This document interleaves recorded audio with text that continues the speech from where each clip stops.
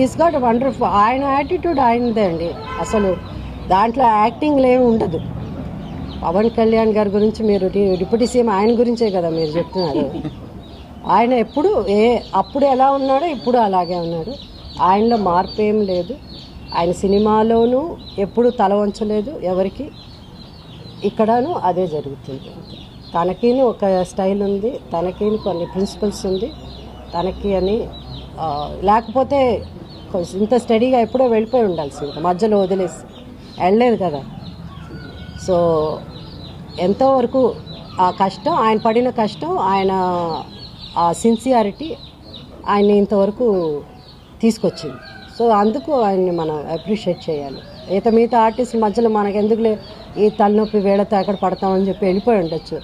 ఆయన సినిమాలో యాక్ట్ చేస్తానంటే ఆయనకి ఎంతైనా ఏదైనా ఇవ్వడానికి